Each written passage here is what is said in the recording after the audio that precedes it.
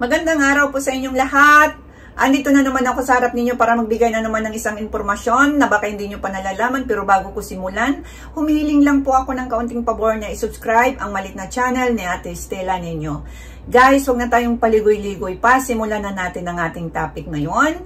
Ang topic natin ngayon ay ang 5 bagay na maaaring sisira sa pagkalalaki ng isang lalaki at kung paano ito maiwasan. So, ang ibig sabihin, yung tinatawag na erectile dysfunction. Anong mga bagay na sisira dito o bakit nagkakaroon ng hindi na pagtayo o nahihirapan ng tumayo si Manoy? Ang number 1, labis na stress at kawalan ng pahinga. Ang sobrang stress ay nagpapataas ng cortisol, isang hormone na nagpababa ng testosterone at nagpapahina ng performance sa kama.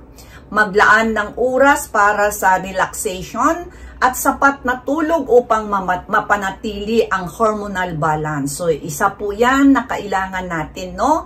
Na magpahinga po tayo. Huwag po tayong sobrang stress at kawalan ng pahinga.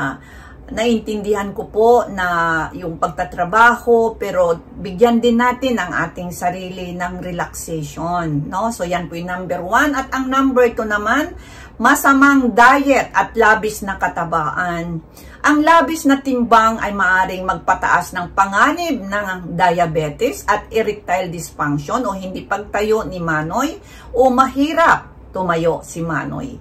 Iwasan ang junk food at regular na mag-ehersisyo upang mapanatili ang malusog na timbang. Iwasan ang matatamis na mga inumin at mga pagkain. So, yan po guys, no, na dapat nating iwasan ang mga matatamis na sobrang matatamis na mga inumin at mga pagkain at mag-exercise po tayo. Kahit 30 minutes lang po, jogging, walking o ano mag-stretch po tayo dyan kung anong gawin natin ng kahit 30 minutes man lang para mabawasan yung ating timbang at para maging malusog, para maganda ang daloy ng dugo, pati na doon sa kay Manoy, pag maganda ang daloy ng dugo, maganda po ang tayo ni Manoy. Yan po yung number 2. At ang number 3 naman, paninigarilyo at labis na pag-inom ng alak.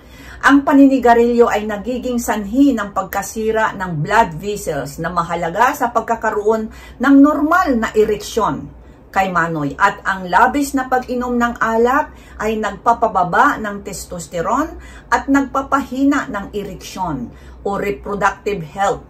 Kontrolin po natin ang ating paninigarilyo at ang labis na pag-inom. Hindi po sinasabi dito na itigil ninyo po, no, dahil wala akong karapatan. Ngunit ito po ay isang bagay na makakatulong po na maibsan ang ating karamdaman. So, yan po guys, no? Dahil ang mga sinasabi ko po ay natural na paraan. So, yan po yung number 3, labis na paninigarilyo at labis na pag-inom ng alak. At ang number 4 naman, kawalan ng pakikipagtalik sa relasyon. Ang pagbaba sa interes sa sexual na aspeto ay maaaring magdulot ng emotional distance at mababang pagpapahalaga sa sarili. Kaya panatilihing buhay ang physical na intimacy. So ang ibig sabihin kapag nawala na po yung interest natin sa pakikipaglambingan, no? So ito po ay magdulot ng emotional distance at nagkakaroon ng self-esteem na tinatawag. Nawawala yung pagpapahalaga sa sarili kapag kawalan ng sobrang walang, yun na, alam yun na yun, hindi ko na balik-balikin. So, kailangan natin yan, no? So, yan po yung number 4. At ang panglas naman, pagtaas ng edad at pagbabago ng hormonal balance ito. Ito na may natural. Ang testosterone ay unti-unting bumababa habang tumatanda na nagdudulot ng pagbaba ng libog o pagnanasa at low sperm count o nagpapababa ng similya, no? Magpa-consult sa doktor kung may problema. So, ang ibig sabihin kapag tumataas ang edad ng lalaki, yun na nga, nagbabago ang hormonal balance. Isa na doon ang pagbaba ng testosterone, no?